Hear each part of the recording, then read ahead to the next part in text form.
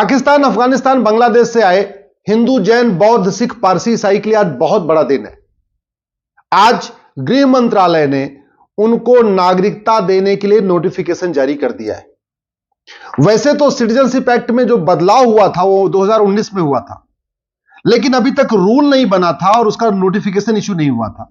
आज गृह मंत्रालय ने नोटिफिकेशन जारी कर दिया। क्यों जारी किया? क्योंकि भारत का विभाजन रिलीजन के आधार पर हुआ।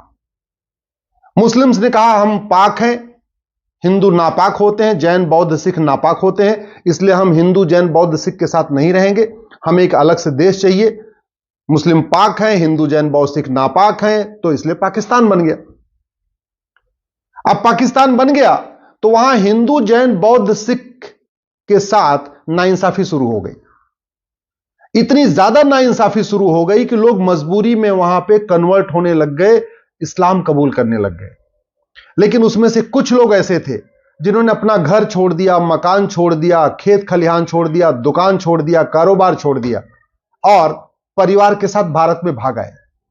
किस लिए भाग आए? कि उनका सनातन धर्म बचा रहे, वो माथे पे तिलक लगा सके, जनेऊ पहन सके, हाथ में कलावा बांध सके। केवल इसके लिए उन्होंने सब कुछ पाकिस्तान में छोड़ दिया, अफगानिस्तान में छोड़ दिया, अपना सब कुछ बांग्लादेश में छोड़ दिया और भारत में आके शरण ले लिया। अब अगर भारत की सरकार उनको नागरिकता नहीं देती तो आखिर उनको कौन देता? और वैसे भी जो विभाजन हुआ 1947 में, उसमें पाकिस्तान और बांग्लादेश में रहने वाले हिंदुओं का क्या दोष है? ये जो विभाजन हुआ था कोई रेफरेंडम करा के थोड़ी हुआ था। जो विभाजन हुआ था वो वहां रहने वाले हिंदू, जैन, बौद्ध, सिख के पूछ के नहीं हुआ था, लेकिन फिर भी बेचारे उससे परेशान होते रहे। और जब विभाजन भी हुआ तो जो डॉक्टर अंबेडकर चाहते थे, सरदार पटेल चाहते थे कि भाई जब रिलीजन के आधार पर विभाजन हो रहा है तो भारत से सभी मुस्लिम्स को आप पाकिस्तान भेज दीजिए और पाकिस्तान के सभी हिंदू, जैन, बौद्ध, सिख को भारत में ले लीजिए। लेकिन गांधी जी ने इसकी बात नहीं मानी। तो नतीजा यह हुआ कि जो लोग पाकिस्तान चाहते थे, पाकिस्तान बनाना चाहते थे, पाकिस्तान में जाना चाहते थे, उनको भी भारत में रोक दिया गया। और जो लोग पाकिस्तान में हिंदू, जैन रह रहे थे, हिंदू, जैन, बौद्ध, सिख, पारसी, ईसाई, उनको भी भारत आने से रोक दिया गया। न भारत के सारे मुस्लिम्स को पाकिस्तान में जाने दिया, न पाकिस्तान के सारे हिंदुओं को भारत में आने दिया। अब भारत में जो मुस्लिम्स रह रहे थे उनकी संख्या तो दिन दूनी रात चौगनी बढ़ती गई। जो 4% थे, देखते देखते 5%, 6%, 8%, 10%, 14%, 15% तक आ गए। कई राज्यों में तो 90% भी है, 95% भी हो गए। कश्मीर में 96% है, लक्षद्वीप में 97% है, बंगाल में लगभग 30% हो चुके हैं। तो भारत में जो मुस्लिम बचे उनके साथ कोई भेदभाव नहीं हुआ, वो आराम से बढ़ते गए। ना उनको किसी ने रोजगार में कोई भेदभाव किया, ना व्यापार में कोई भेदभाव किया, ना रहने में कोई भेदभाव किया। अच्छी तरीके से जैसे सब हिंदू, जैन, बौद्ध, सिख यहां पे रह रहे थे वैसे मुस्लिम भी रहते रहे। लेकिन बेचारे जो पाकिस्तान में और बांग्लादेश में हिंदू थे, जैन थे, बौद्ध से, उनके साथ थर्ड क्लास व्यवहार शुरू हो गया। ना उनको वहां रोजगार का अधिकार, न बराबरी का अधिकार, न धार्मिक स्वतंत्रता का अधिकार, न राइट टू लाइफ, न राइट टू डिग्निटी, न राइट टू इक्वल अपॉर्चुनिटी। सारे उनके फंडामेंटल राइट खत्म हो गए और धीरे धीरे मजबूरी में वो कन्वर्ट होते गए।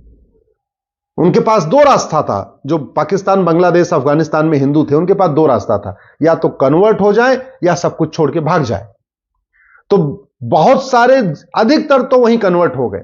उन्होंने अपना खेत बचाने के लिए, अपना व्यापार बचाने के लिए, अपने घर मकान को बचाने के लिए और जो भेदभाव हो रहा था उससे बचने के लिए वो कन्वर्ट हो गए। उन्होंने अपना खतना कराया, इस्लाम कबूल कर लिया, जो भी तरीका होता है उसको उन्होंने किया।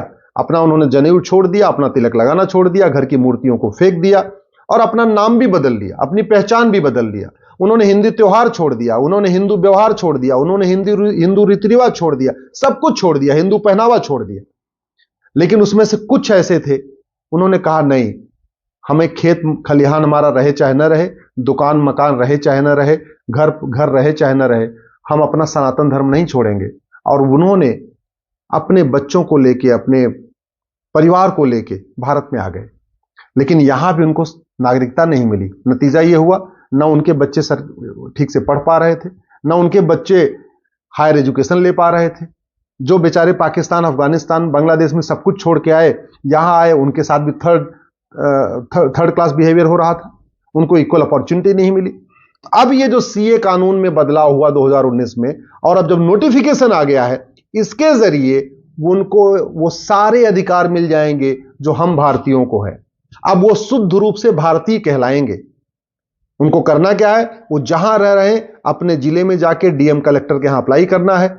ऑलरेडी ऑनलाइन पोर्टल भी बन गया है, सब लोग वहां अप्लाई करेंगे। डीएम एक नोडल ऑफिसर की वहां अपॉइंट करेंगे, वहां जाके अपने डॉक्यूमेंट सौंप देंगे, वो कहां से आए हैं अपना सारा डिटेल दे देंगे और उनको सिटीजनशिप मिल जाएगी। अब कुछ लोगों का यह कहना है कि हिंदू, जैन, बौद्ध, सिख को तो नागरिकता दे रहे हैं अफगानिस्तान, पाकिस्तान, बांग्लादेश के, तो वहां के मुस्लिम्स को क्यों नहीं दे रहे? बड़ी सीधी सी बात है, अफगानिस्तान में किसी मुस्लिम के साथ भेदभाव नहीं होता। रिलीजन के आधार पे किसी मुस्लिम को टॉर्चर नहीं किया जाता। रिलीजन के आधार पे हिंदू, जैन, बौद्ध, सिख को ही टॉर्चर किया जाता है। पाकिस्तान में रिलीजन के आधार पे वहां के मुस्लिम को टॉर्चर नहीं करते। वहां पे मुस्लिम्स को कन्वर्ट होने के लिए, वो तो ऑलरेडी मुस्लिम को कन्वर्ट क्यों कराएंगे? जो कन्वर्ट कराया जाता है हिंदू, जैन, बौद्ध, सिख, पारसी, ईसाई को कन्वर्ट कराया जाता है। ऐसे बांग्लादेश में भी, और नतीजा भी आप देखिए ना कि अफगानिस्तान में मात्र 20 हिंदू बचे हैं, मात्र 20। अफगानिस्तान का मतलब दुर्योधन का ननिहाल, गंधार, जहां से माता गांधारी आई थी, जहां 1805 में प्रधानमंत्री थे पंडित नंदराम टिक्कू, अफगानिस्तान के बड़े प्रतापी राजा थे। अफगानिस्तान एक हिंदू राष्ट्र था, पूर्णतः हिंदू राष्ट्र। लेकिन नतीजा क्या हुआ, सब कन्वर्ट कराते गए। अब तो बेचारे 20 बचे हुए। अब वो जो 20 वहां हैं, वो भी वेट कर रहे थे कि अगर भारत की सरकार नागरिकता देना शुरू करेगी तो वो भी वहां अपना सब कुछ छोड़ के भाग आएंगे और भारत की नागरिकता ले लेंगे। ऐसे ही पाकिस्तान का जब बंटवारा हुआ तो पाकिस्तान में लगभग 25% हिंदू, जैन, बौद्ध, सिख थे। टोटल जो हिंदुओं की जनसंख्या थी, हिंदू का मतलब हिंदू, जैन, बौद्ध, सिख, उसकी 25% जनसंख्या थी। आज की डेट में 2% से कम हो गई है। कहां गए 23%? 23% पाकिस्तान के हिंदू कहां चले गए 75 साल में? उनको फोर्सफुली कन्वर्ट कराया गया। अब जो 2% बचे हैं उसमें से कुछ यहां आ चुके हैं, और जैसे ही सिटीजनशिप ओपन होगी वो भी बेचारे अपना सब कुछ छोड़ के भाग आएंगे। ऐसे ही बांग्लादेश में 30% के आसपास हिंदू थे, आज की डेट में 7% बचे हुए। 23% बांग्लादेश से भी खत्म हो गए। जो 7% बचे हैं उनके साथ क्या हो रहा है आप देखते रहते होंगे, किस तरीके से हिंदू, जैन, बौद्ध, सिख की बेटियों को उठा लिया जाता है, उनके मंदिर को तोड़ दिया जाता है। जब त्योहार मनाते हैं तो वहां पत्थरबाजी की जाती है, कई बार आगजनी की जाती है। उनका अगर खेत में फसल तैयार हो जाती है, एकदम फसल पूरी पक चुकी होती है, उसमें आग लगा दिया जाता है। तो नतीजा आज नहीं तो कल बेचारे वो भी जाएंगे। अब भारत की सरकार अगर पाकिस्तान, अफगानिस्तान, बांग्लादेश के हिंदुओं को अगर नागरिकता नहीं देगी, जैन, बौद्ध, सिख को नागरिकता नहीं देगी, कौन देगा? और जहां तक मुस्लिम्स की बात है तो वैसे भी वहां के मुस्लिम वहां आराम से हैं, उनको कोई फोर्स नहीं कर रहा है कि पाकिस्तान छोड़ के भागो। बांग्लादेश के मुस्लिम्स को कोई नहीं कह रहा है कि बांग्लादेश छोड़ के भागो। अफगानिस्तान के मुस्लिम्स को कोई नहीं कह रहा है कि तुम अब देश छोड़ के भागो। वहां जो देश छोड़ के भागने के लिए कहा जाता है वो केवल और केवल गैर मुस्लिम को कहा जाता है, जिसको काफिर कहते हैं। तो जो पाकिस्तान में भेदभाव है वो पाक नापाक के आधार पर है कि भाई मुस्लिम पाक होते हैं, गैर मुस्लिम यानी काफिर होते हैं, नापाक होते हैं। अफगानिस्तान में जो भेदभाव होता है वो भी पाक नापाक के आधार पर होता है कि मुस्लिम पाक है, जो गैर मुस्लिम नापाक है, ये काफिर है, ये छोड़ के भागे। बांग्लादेश में भी जो भेदभाव हो रहा है वो भी पाक नापाक के आधार पर हो रहा है कि भाई मुस्लिम पाक है, जो गैर मुस्लिम नापाक है। तो इसलिए ये जो कानून बना है, इसका मैं सिटीजनशिप एक्ट में जो अमेंडमेंट हुआ इसका मैं स्वागत करता हूं। केंद्र सरकार ने जो नोटिफिकेशन जारी कर दिया उसके लिए मैं धन्यवाद देता हूं।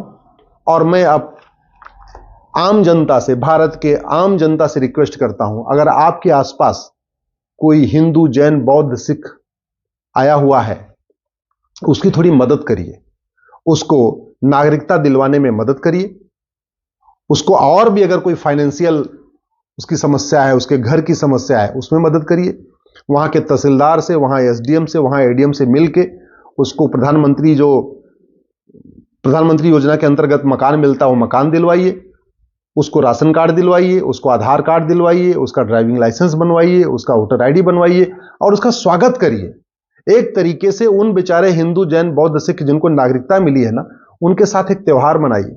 अभी होली आने वाली है, तो मैं तो आप सबसे आग्रह करता हूं, अगर आपके आसपास जो पाकिस्तान, अफगानिस्तान, बांग्लादेश के बेचारे हिंदू, जैन, बौद्ध, सिख भाई, पारसी, ईसाई आए हैं, उनके साथ मिलकर होली बनाइए।